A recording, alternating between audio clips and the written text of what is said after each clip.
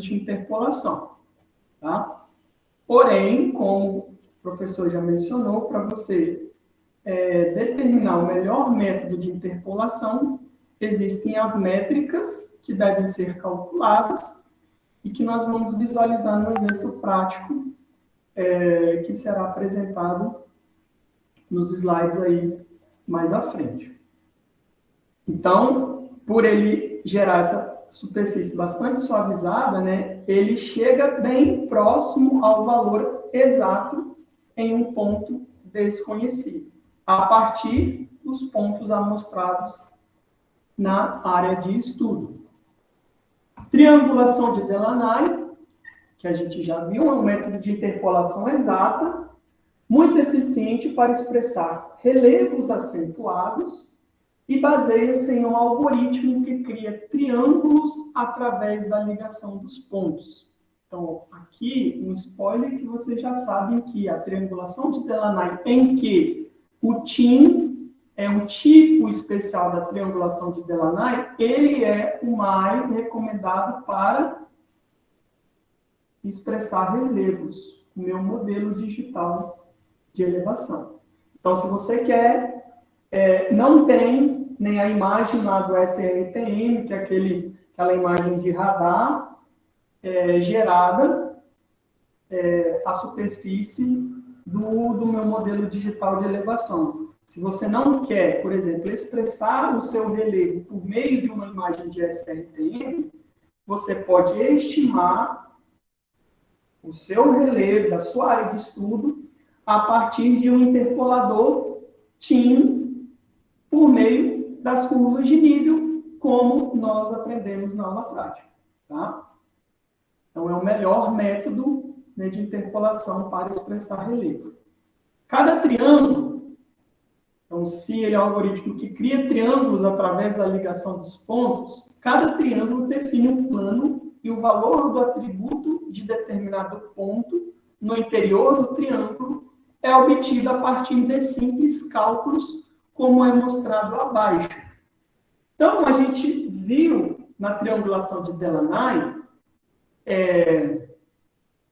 antes mesmo da prática, né, do TIM, que a gente tinha lá as árvores, né, e a superfície que ele cria a partir dessa rede de triângulos, né, em função das distâncias das árvores na área de estudo. E ele vai criando, então, essa rede de triângulos, interligando os pontos de amostragem. Neste exemplo ilustrativo, a partir dessa triangulação, eu posso estimar qualquer ponto dentro desse triângulo aqui, por meio de uma inequação, né, uma equação, conhecendo os meus pontos x, y e z, que é aqui uma superfície 3D, certo? Em que x, nesse ponto, eu tenho aqui, ó, 22. Então, eu tenho aqui uma superfície 2D, né? 2 e 2. Então, meu valor de z, então, representando aqui o terceiro tripé dessa superfície 3D, vamos colocar o ponto de associação de elevação, né? 25. Nesse ponto aqui, eu tenho 5 para x, 3 para y e o seu valor de elevação, 36. E nesse aqui, eu tenho 3 para x, 4 para y e o seu valor de elevação, 32. Então, se eu quero estimar esse ponto aqui, ó, certo? O seu valor de elevação, eu considero uma equação z igual a A mais bx mais cy. Associando aqui, então, as incógnitas da minha equação. Então, a primeira equação, 25 igual a A mais 2B mais 2C. Então, substituindo aqui os valores de x e y nessa equação. 32 igual a A mais 3B mais 4C. E 36 igual a A mais 5B mais 3C. Resolvendo essa equação, eu vou encontrar os valores de A, de B e de C. Vocês já aprenderam isso na matemática básica. Encontrando esses valores, eu vou chegar nessa equação de Z igual a 15 mais 3x mais 2y. Se eu tenho o valor de x e de y no ponto a ser estimado, que é aqui, 4 para x e 3 para y. Eu faço a substituição e encontro o valor de Z no ponto a ser predito, 33. Então, a triangulação de Delaunay, ela tem esse princípio. Ela cria triângulos através da ligação dos pontos na área e por meio das equações, a gente vai estimar o ponto desconhecido. Ok? Muito simples. Então, exemplo prático de comparação entre os métodos de interpolação. Então, nós vimos aí os principais interpoladores, certo? E aí, a gente vai responder aquela pergunta que o professor mencionou. Qual é o melhor método de interpolação? Vamos aqui considerar o seguinte exemplo. Os dados a serem analisados fazem parte de um conjunto de 700 amostras de solo, coletadas a partir de levantamentos geoquímicos e distribuídos em uma área de 2.970 km². Portanto, possuem uma densidade de amostragem de aproximadamente 2 amostras por 10 km². Tudo bem. Então, eu tenho aqui 700 amostras de solo nessa área de 2.970 km² e uma densidade de amostragem de 2 amostras por 10 km². Cada amostra possui uma posição geográfica definida pelas coordenadas x e y, sendo a variável z a medida pontual da concentração em partes por milhão de determinado elemento.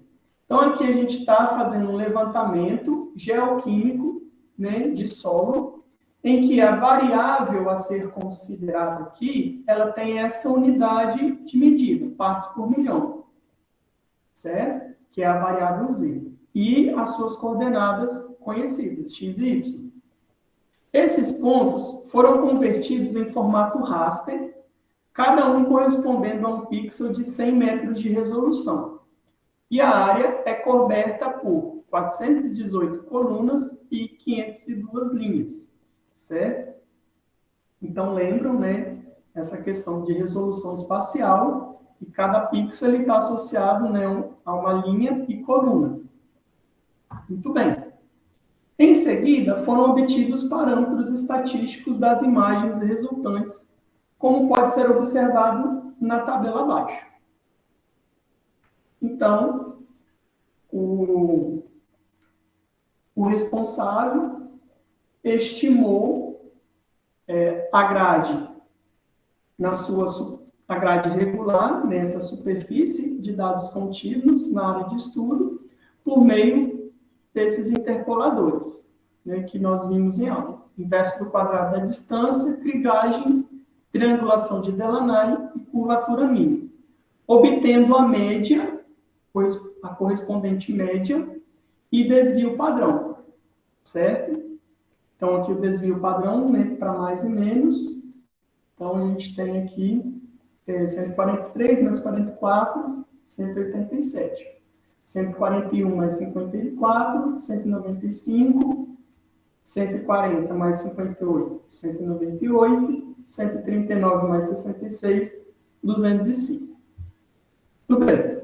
Para efeito de ilustração, a escolha do melhor método de interpolação, foram selecionadas 20 amostras. Lembrando-se sempre de que se recomenda encontrar os resíduos em todos os pontos que se tem o controle. O que é o resíduo? Né? Vocês já viram lá na estatística. É a diferença entre os valores reais, né, observados, e os valores obtidos a partir do, ou seja, estimados a partir do método de interpolação em cada ponto. Então, vamos aqui compreender este exemplo. Ele tinha lá 700 amostras, certo? A partir desses métodos de interpolação, ele encontrou a média, né, no caso, os valores, né, estimados nessas 700 amostras de solo, certo? Para a gente determinar, né, o melhor método de interpolação, nós vamos selecionar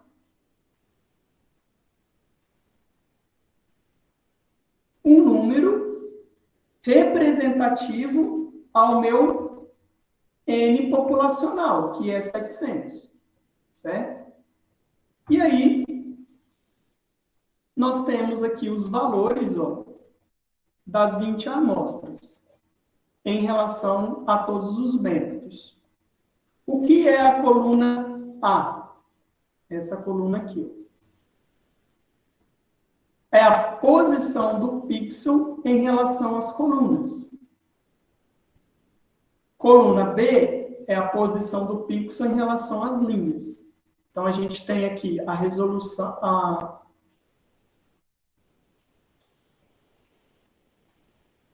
a minha área de estudo, né? Eu tenho a resolução espacial, que é de 100 metros, e eu tenho o valor associando a linhas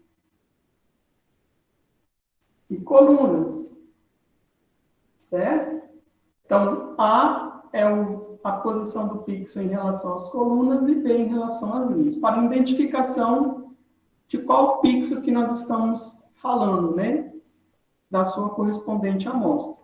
Então, da amostra 1, o pixel associando a coluna 364, associando a linha 8.633,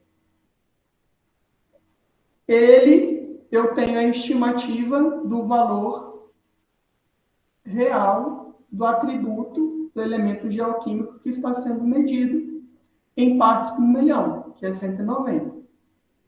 Tá? Então, é a coluna C, são os valores reais em partes por milhão.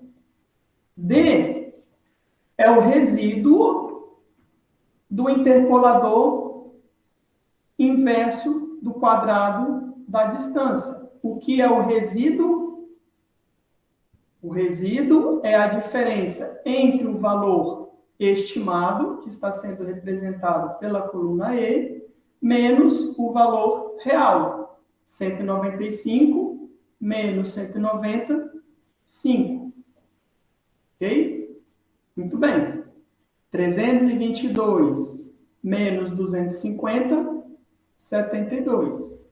28 menos 70, menos 42. Então, aqui eu tenho o resíduo do interpolador IQD. F, eu tenho o resíduo da krigagem. G, eu tenho o valor calculado da krigagem. Então, para chegar no resíduo da krigagem é 186, que é o valor estimado, menos o quê? O valor real, 190, menos 4. 313 menos 250, 63. Bem, na coluna H, eu tenho um resíduo do método de mínima curvatura. E na coluna I, eu tenho o valor estimado deste método correspondente. Então, 159 menos 190, eu tenho um resíduo deste método de mínima curvatura, menos 31. 313 menos 250, 63. Ó, inclusive, ó, neste ponto amostral 2, os valores estimados para a crigagem e mínima curvatura foram os mesmos. Ó, tá vendo? Na coluna J, eu tenho um resíduo da triangulação de Delaunay, e na coluna L, eu tenho um valor estimado por esse método de interpolação, da triangulação de Delaunay.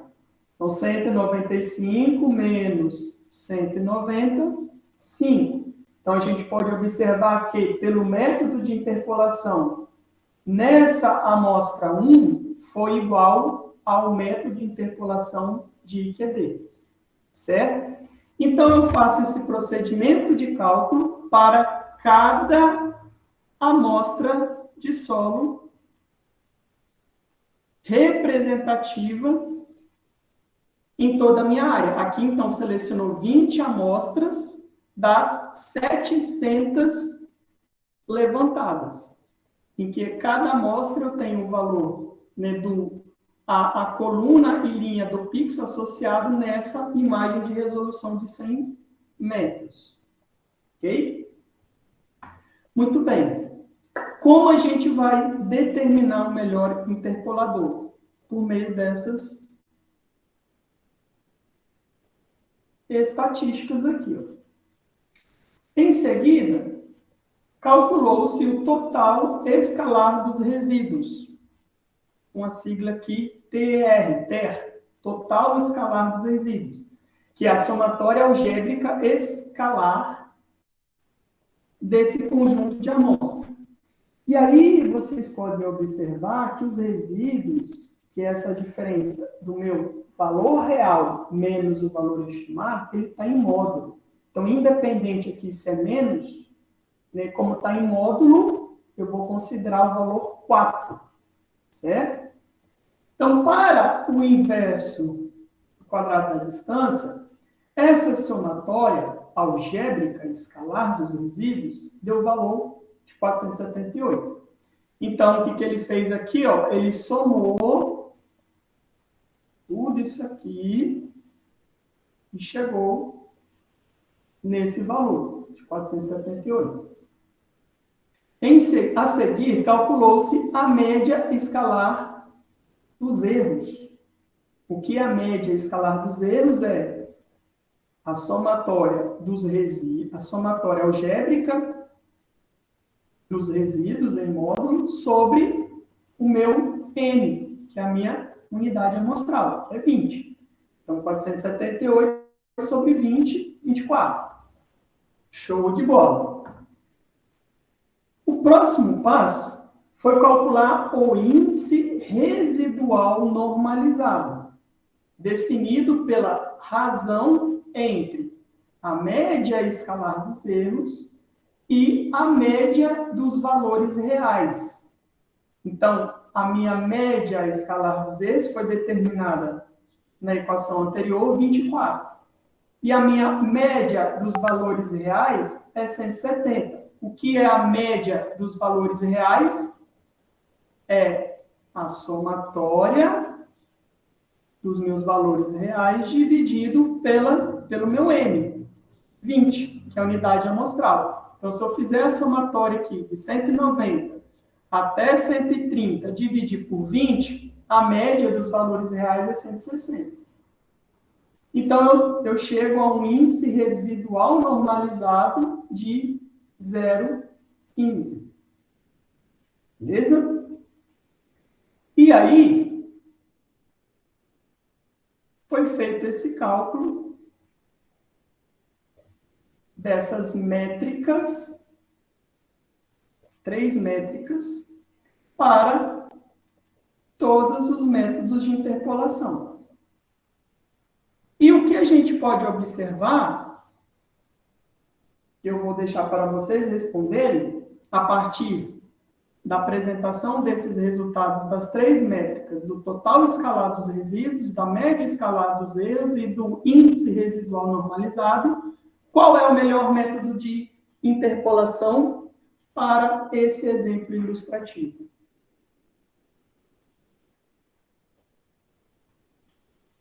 O que vocês me diriam?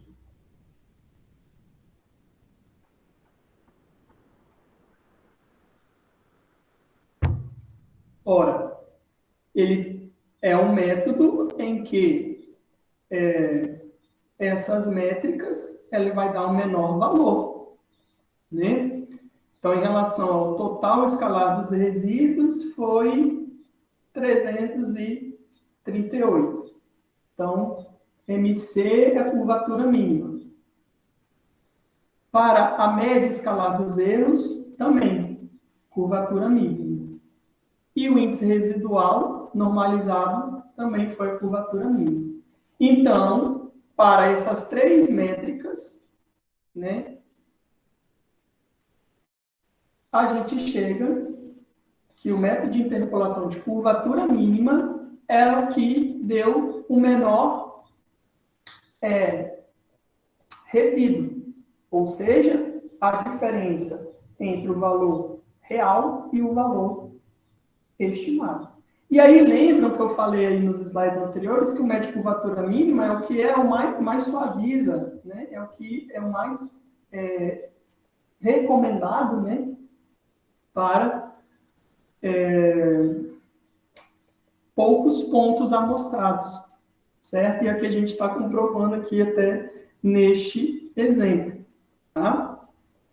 E aí, é muito importante vocês terem um conhecimento teórico disso, tá? Porque a partir de estudos que eventualmente vocês vão fazer, né, que vão se aprofundar em geoprocessamento, né, no seu mestrado, no seu doutorado, e aí você vai chegar numa situação, né, a seguinte situação. Você vai fazer aqui a pós-graduação e em alguma área, por exemplo, voltada a solos. Vamos colocar esse exemplo. Você foi lá na sua área de estudo, coletou as amostras, né? Você marcou as coordenadas x e y dessas amostras lá em campo, ok? E levou para o laboratório essas amostras e determinou os parâmetros que vocês queiram avaliar, né? De fertilidade, matéria orgânica, percentual de nitrogênio, de fósforo, potássio. Vocês têm o quê? O X, o Y, que é as coordenadas dos pontos onde foram amostrados, e o seu Z, que são as suas variáveis, tá? A mesma coisa aqui que a gente viu nesse exemplo. Vou voltar aqui. Muito bem, o seu X, o Y e o seu Z. Muito bem. E aí, deixa eu voltar aqui. Esse slide aqui mais em branco, que aí eu consigo.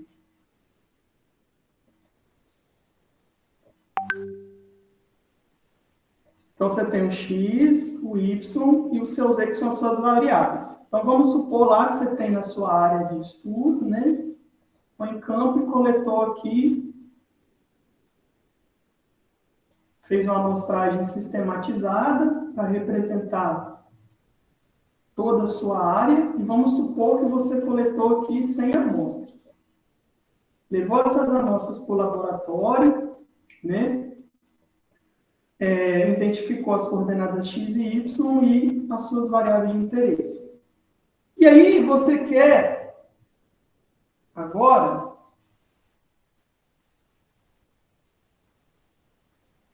interpolar esses dados amostrados para gerar essa grade regular de dados contínuos na sua área de estudo, em que cada pixel, ou seja, resolução espacial, aqui nesse exemplo foi de 100, então você vai determinar uma resolução espacial para cada pixel, que cada pixel vai estar associando uma coluna em linha, ok? Beleza.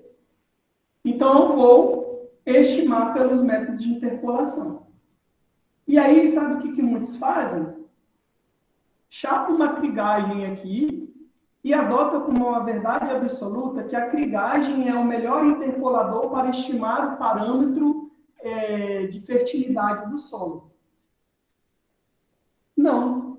O mais recomendado é você fazer este estudo aqui. Você estima por diversos interpoladores e, a partir da sua amostragem em campo, que você tem os valores reais desses atributos e dos valores estimados na imagem, você vai determinar o melhor interpolador por meio dessas métricas que foram apresentadas. A que tiver o melhor resíduo é o melhor interpolador. Ou seja, é o que vai estar mais próximo, essa superfície contínua, é que vai estar mais próximo da real possível na minha superfície da área de estudo considerada. Então, pessoal, vocês já sabem fazer isso. Vocês têm um conhecimento teórico, né, e a gente vai fazer a prática desses métodos de interpolação.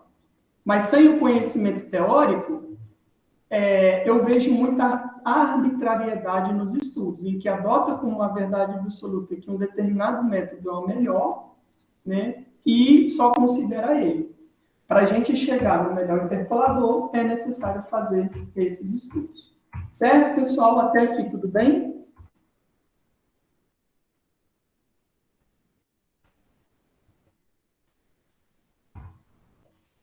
Sim ou não? Me dê um retorno aí, por gentileza. Tudo certo. Show. Então, assim como eu exemplifiquei, né, com esse estudo de fertilidade do solo, a gente pode fazer para precipitação, tem nas nossas estações meteorológicas, e estimar para a nossa área de estudo, temperatura, umidade relativa. Vai depender da sua consistência dos dados, da sua quão robustos são os seus dados, né, e representam mais fidedignamente a realidade, para você chegar a uma malha regular, né, de dados contínuos na sua área de estudo que seja mais próximo, real, né, a representar aquela variável de interesse. Então, muito bem, a gente falou sobre os métodos de interpolação. A segunda parte, né, desta aula, a gente vai falar sobre a classificação, né, pixel a pixel das imagens. E aí, este é um assunto que envolve um pouco de sensoriamento remoto, né, isso também que está proposto nessa disciplina. Então, é a utilização conjunta de instrumentos e plataformas para o processamento e transmissão de dados. Tem por objetivo a extração das informações contidas nas imagens e a sua codificação em documentos que possam ser lidos nas formas de tabelas, gráficos ou mapas. Tudo bem. Devido aos primeiros modelos utilizarem a subjetividade humana, notou-se que estava passível a uma série de erros. A partir desta problemática, surgiram os mapas digitais temáticos, mapa de pixels classificados, o qual representa, através de polígonos, os padrões homogêneos de classes de alvos, denominado processo de classificação de imagens. Muito bem. Existem alguns métodos para nós classificarmos uma imagem em relação, por exemplo, à sua tipologia florestal. Nós aprendemos já em aula prática que, simplesmente pelo conhecimento de linha, de polígono, a gente pode fazer uma fotointerpretação, né, que é a interpretação do usuário, o SIG, está vendo naquela imagem o que é floresta, né? O que é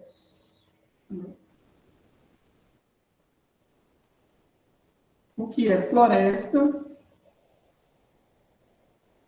o que é pastagem, por exemplo, o que é solo exposto. Então, ele pode fazer isso por fotointerpretação, a partir de uma escala, né, adequada, né, que geralmente de 1 para 1.500, que a gente faz essa fotointerpretação. Ok? Os métodos de classificação, né, eles automatizam esse processo que antes a gente faz de forma manual. Fotointerpretando o que é floresta, o que é pastagem, o que é solo exposto na minha imagem. Tá? E a gente vai aprender isso na prática. Muito massa. O professor não aprendeu isso na disciplina, quando ele fez. E eu vou estar trazendo aqui para vocês. Certo? Então, existem diversos métodos de classificação em uso.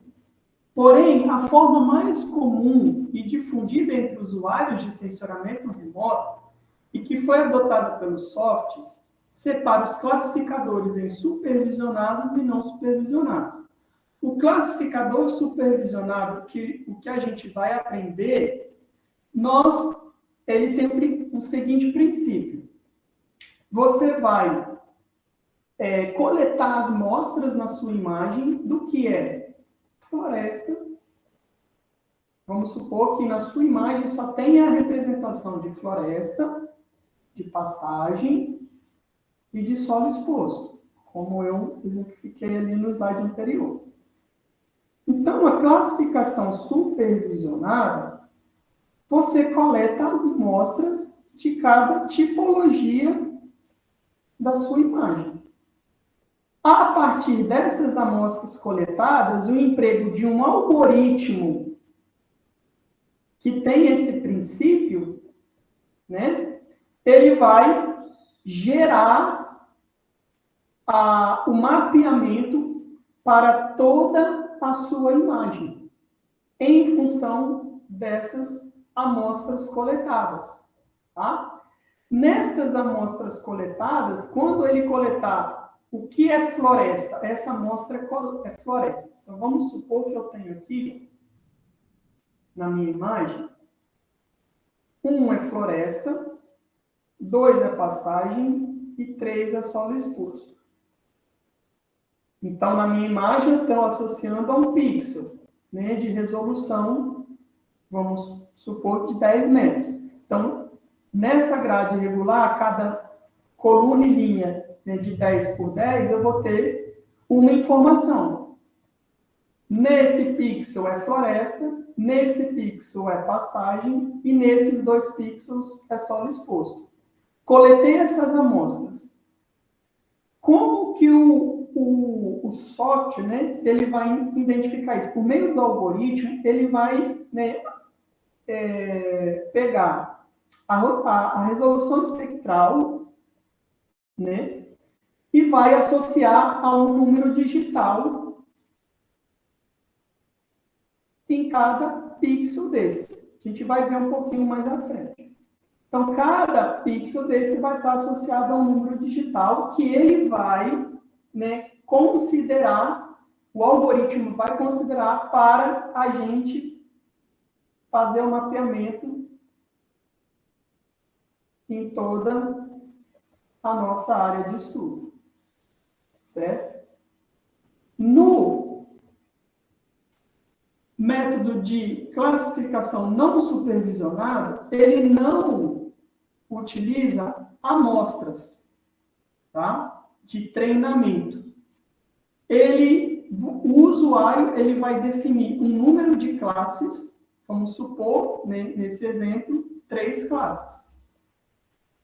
Ele vai identificar o número de classes e, a partir, né, do emprego de um algoritmo que tem esse princípio do método não supervisionado, ele vai classificar a minha área de estudo nessas 3 classes, em função dessa resposta espectral da imagem, desse número digital. Então, vamos supor que aqui vai ser 1, aqui também vai ser 1, aqui vai ser 2, aqui vai ser 2. E aí ele vai fazer isso para toda a imagem. E você, como usuário, que vai definir o que é 1 na imagem, o que é 2 e o que é 3, em função do que o algoritmo mapeou nessas 3 classes. Porque no não supervisionado, você não tem amostra de treinamento, você não diz o que é o quê. Ele só classifica em função do número de classes que você define e o usuário vai depois fazer a classificação. Tá ok? Então, existe também uma série de fatores que interferem na classificação de alvos por bandas de um sensor. No entanto, podem ser solucionados por um analista bem qualificado. Logo, a classificação de imagens deve ser vista como um processo estatístico e probabilístico que tenta ao máximo aproximar o mapa digital à realidade. Tá? Então, a gente passa de um processo manual de fotointerpretação para um processo automatizado em que envolve, estatística, e que tenta aproximar o mapa digital ao mais próximo possível da realidade, da fotointerpretação. Tá? E aqui, em métodos de classificação, você também pode determinar qual é o melhor método, tomando como verdade de campo a sua fotointerpretação da área. Tá? Muito bem. Então, princípio básico de classificação de imagens. Classificadores pixel a pixel, então, usam de forma individual a informação espectral, como o professor falou, de cada pixel na busca por regiões homogêneas.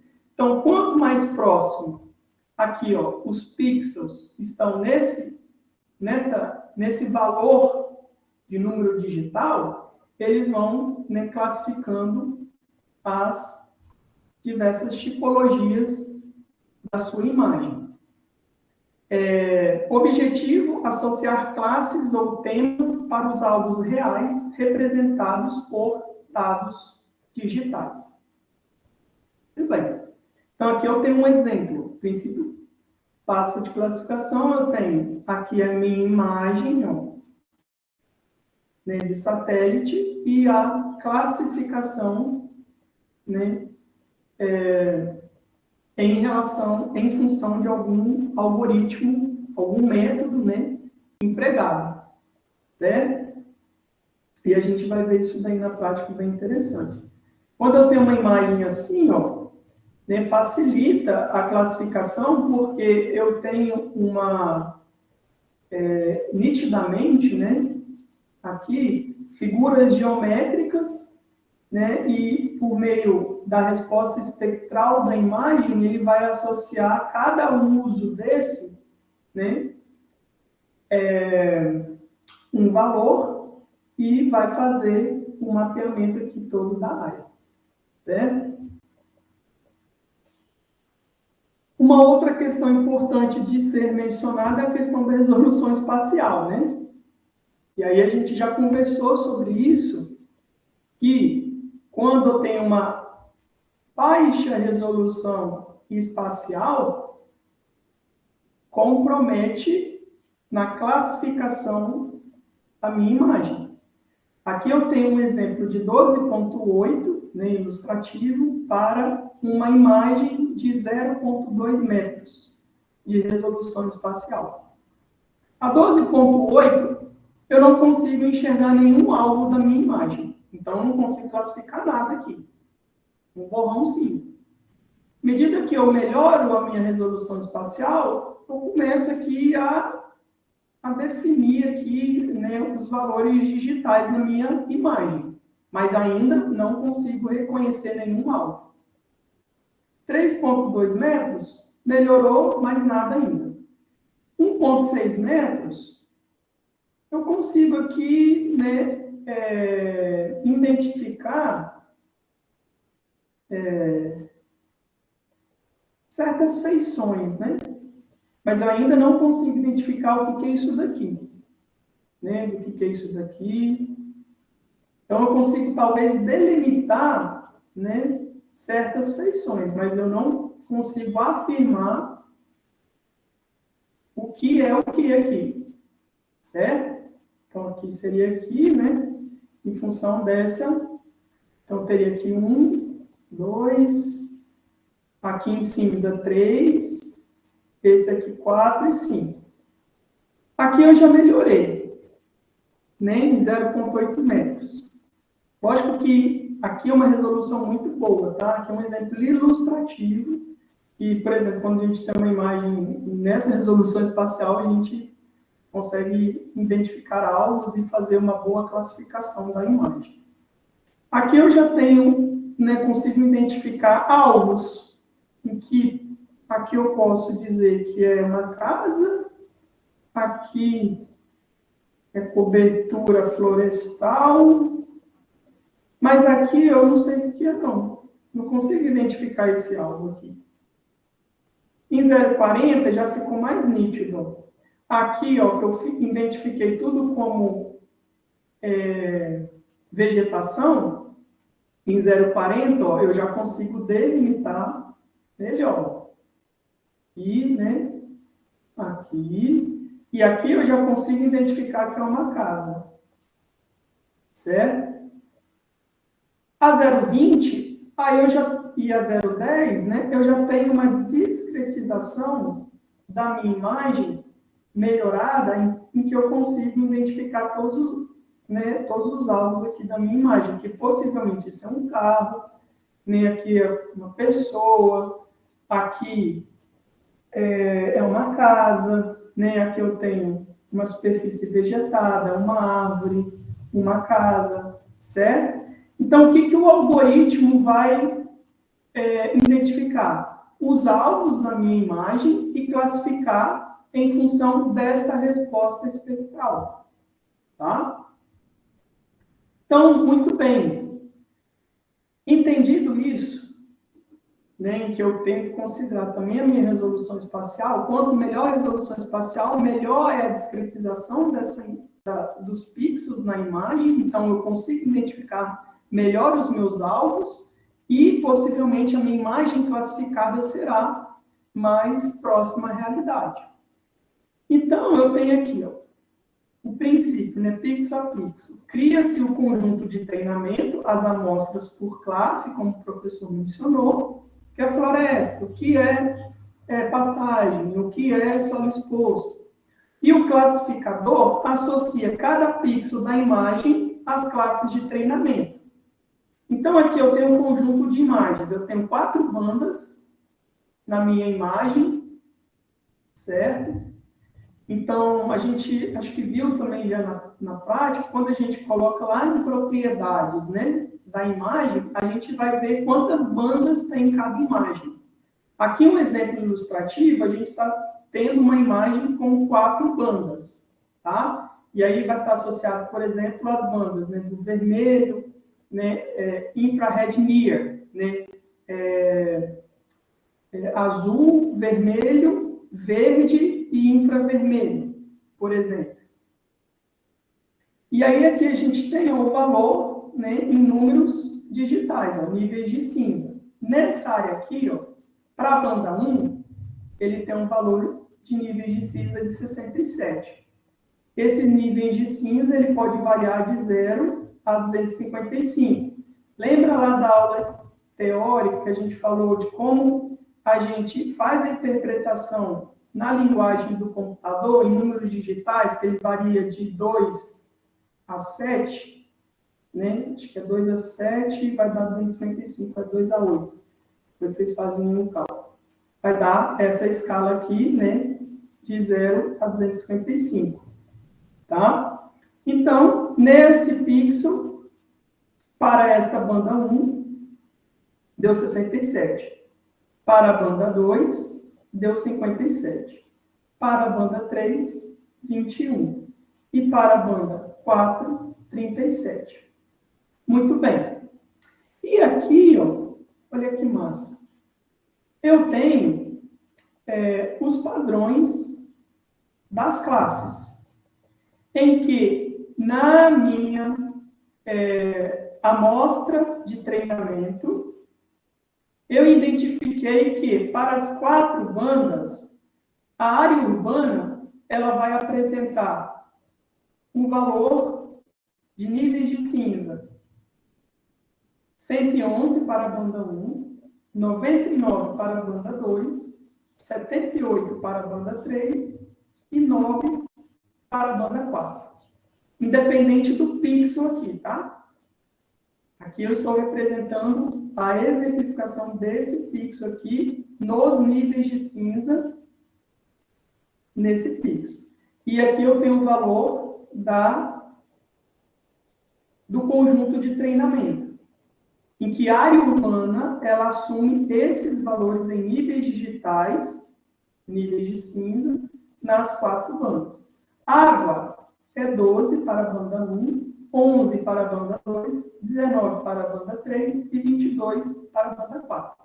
E floresta, 62 para a banda 1, 50 para a banda 2, 22 para a banda 3 e 35 para a banda 4. E aí, como é o procedimento da estatística do algoritmo? Ele vai classificar pixel a pixel. Nesse pixel aqui, ó, ele vai comparar com a minha amostra de treinamento por classe. Para esse pixel aqui, ó, 67 para a banda 1 está mais próximo aqui, ó, de 62, certo? Do que 12, do que 111. 57 está mais próximo aqui também, ó. 50 do que 11, do que 99. 21 para a banda 3 está mais próximo aqui, ó, de 22, do que 19, do que 78. E 37 para a banda 4, nesse pixel, aqui, ó, está mais próximo aqui também. 35 do que 22, do que 9. E aí, o que ele classifica, ó, floresta. Então, a partir da resposta espectral da imagem nas 4 bandas, associando pixel a pixel, ele vai classificar o meu conjunto de amostragem, em que nessa imagem eu vou ter as possibilidades de área urbana, água e floresta. Então, ele vai fazer isso pixel a pixel. Assim como ele fez para esse pixel aqui, ó, nesse limite inferior direito, ele classificou como floresta, ele vai classificar para todos os pixels da imagem, a partir desta metodologia. Ok, pessoal? Entendido? Perfeitamente. Muito bem. Show de bola. E aí, a gente tem, né, alguns métodos de classificação que a gente vai ver mais adiante, tá? Então, aqui é basicamente isso daqui, né? Representação de imagem multiespectral no espaço de atributos, o meu mapa temático, né?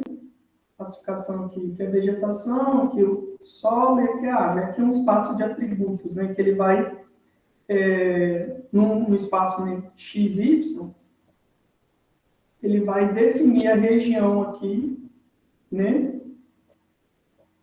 O limite dessas regiões em que cada classe, né, vai estar representativa. E aí a gente vai chegar a isso numa imagem próxima a essa daqui, né? Eu tenho uma imagem aqui de Sentinel, uma imagem de satélite, da superfície, e a partir do processamento ele vai fazer a classificação. Então, vermelho, solo exposto, vegetação rala, verde mais claro, vegetação densa, verde mais escuro, nuvem ou sombra de nuvem, né, que ele identificou também como aqui, ó, tá vendo? Muito show, né? E água, aqui, ó, curso de rio, aqui, ó. Perfeito, muito bem. Então, a gente vê com o advento das geotecnologias, né, o geoprocessamento, ele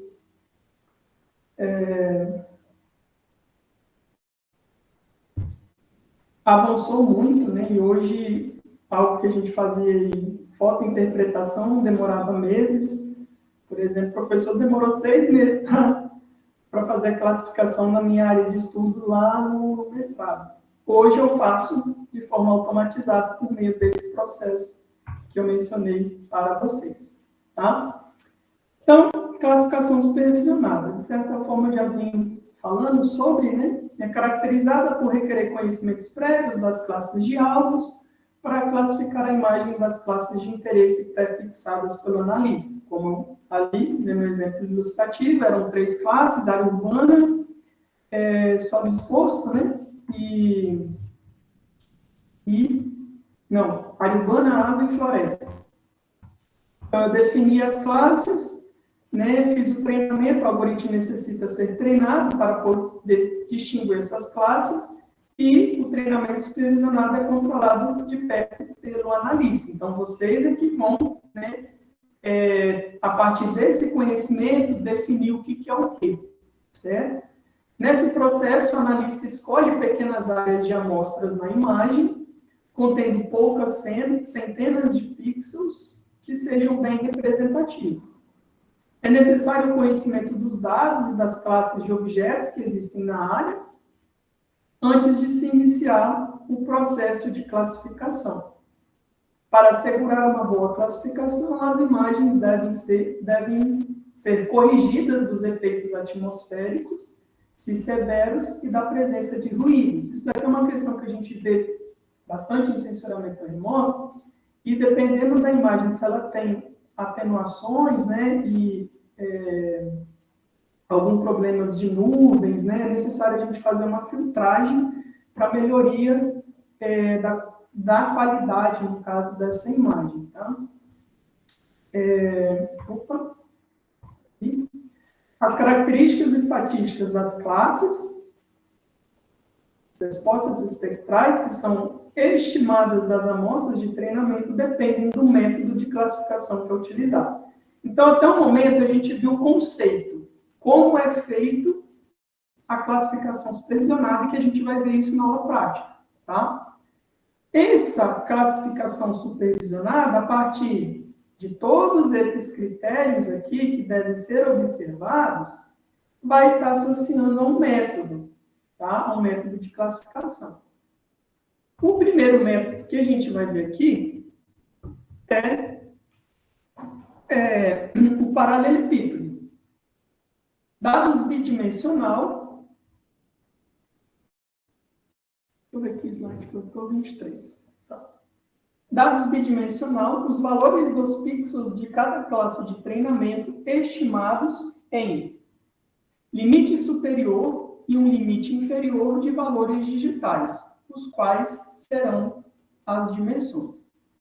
Na classificação, o pixel cujo valor cair entre os limites inferior e superior para todas as n bandas, né, vai depender do número de bandas da imagem, naquele exemplo ilustrativo eram 4, que estão sendo classificadas, é designado aquela classe.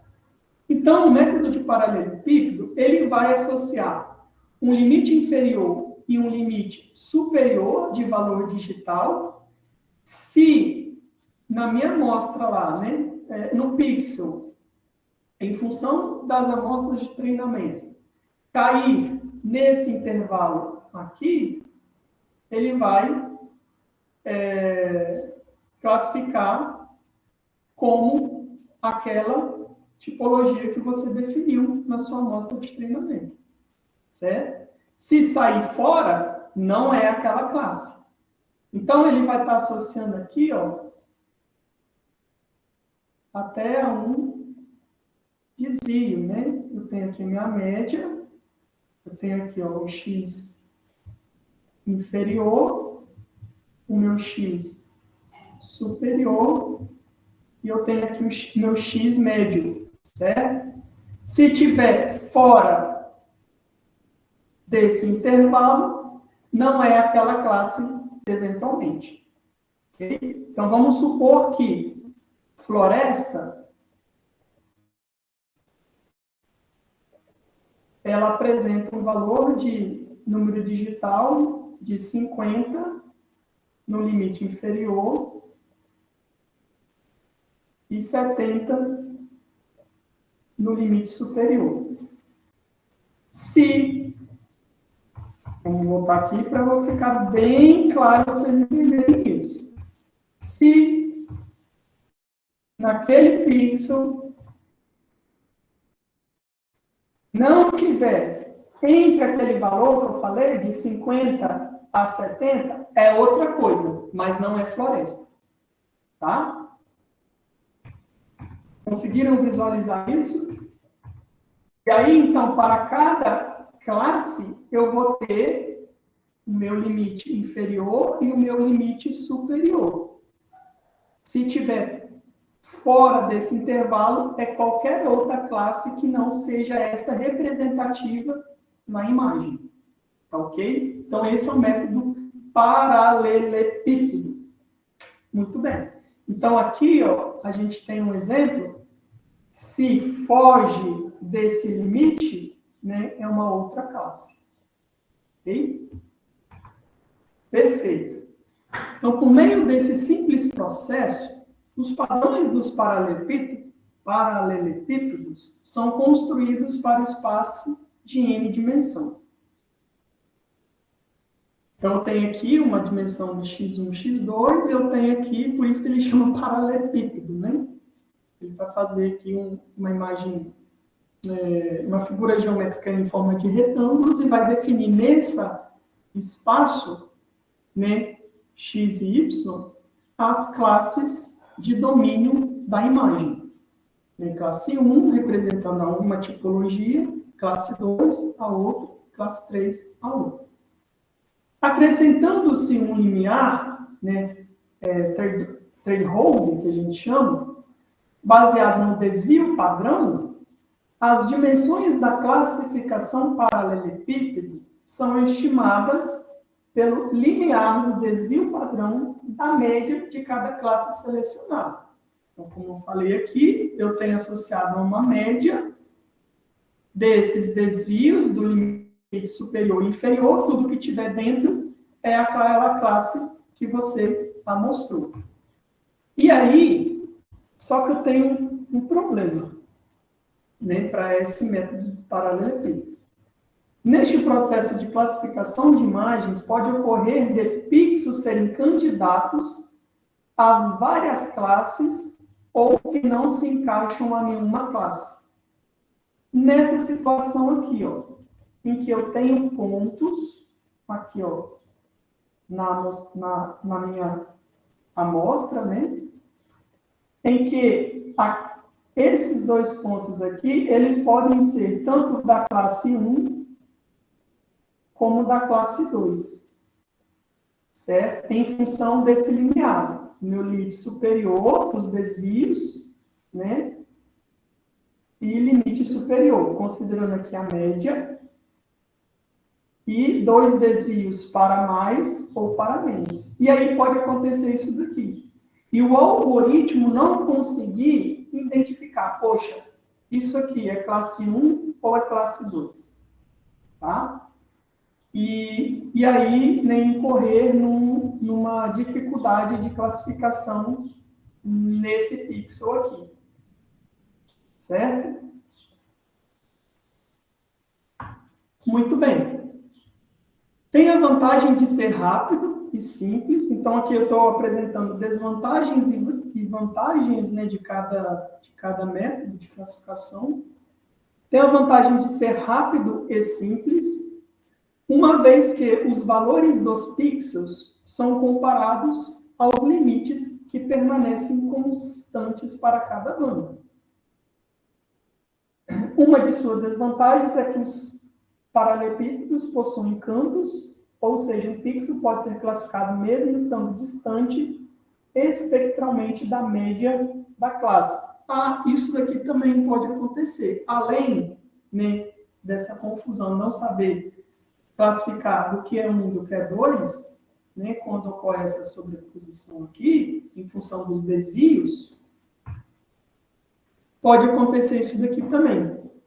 Né? Ele cria, então, aqui a minha média, os desvios, e pode acontecer, né, de esse pixel aqui, mesmo ele estar distante, né, da média da classe, ser classificado naquela classe. Né? Então, isso também é um ponto de desvantagem, porque essa região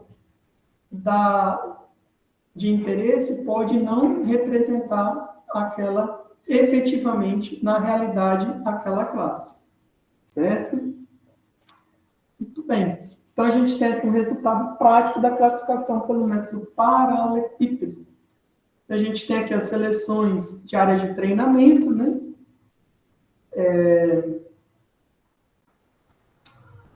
E a imagem classificada.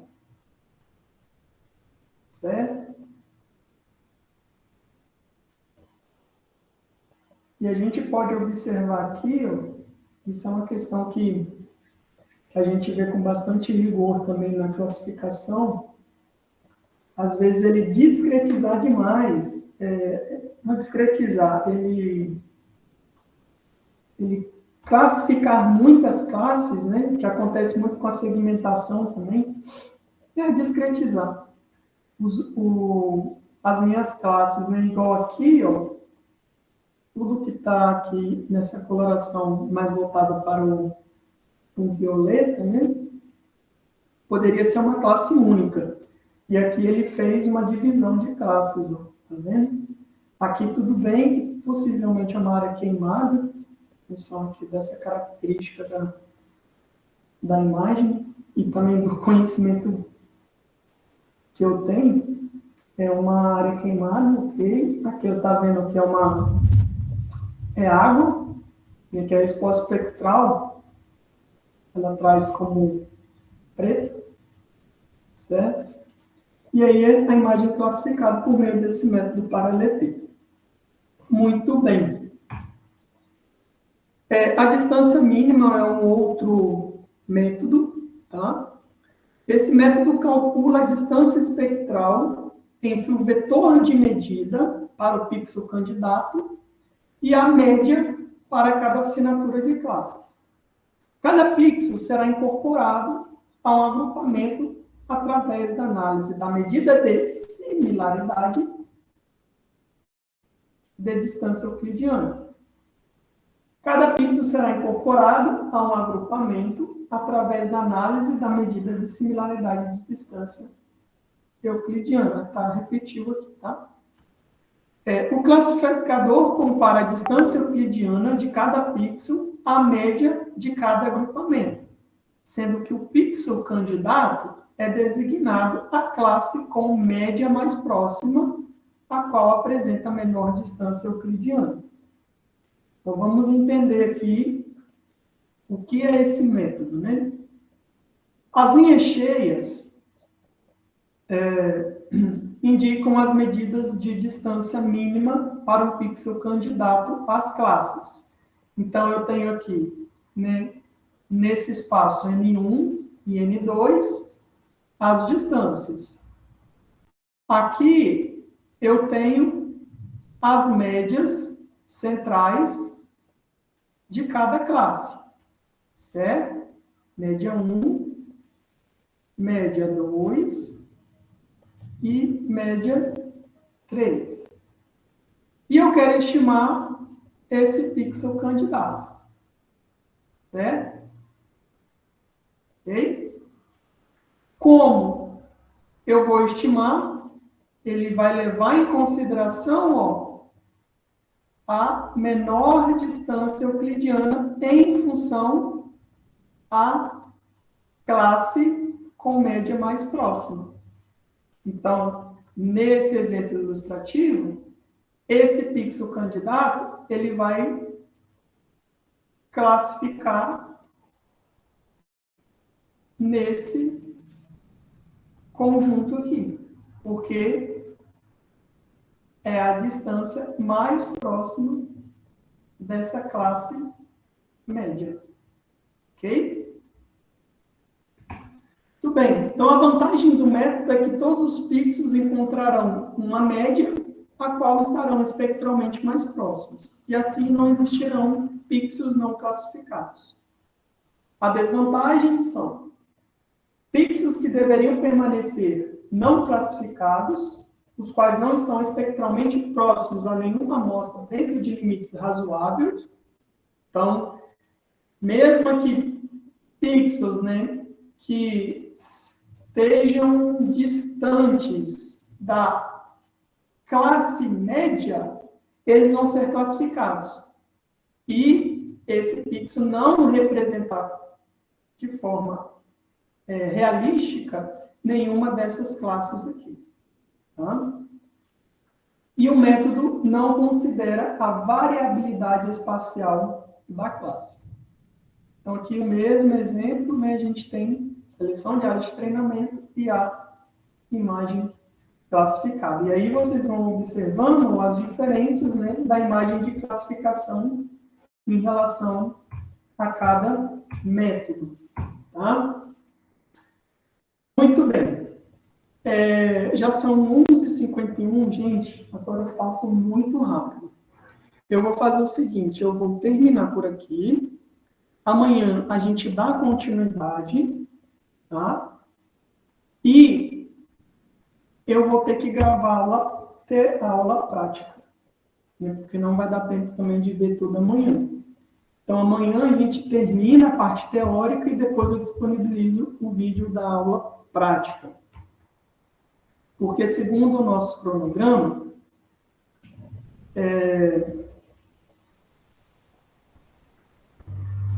a prova de vocês está marcada para a próxima sexta.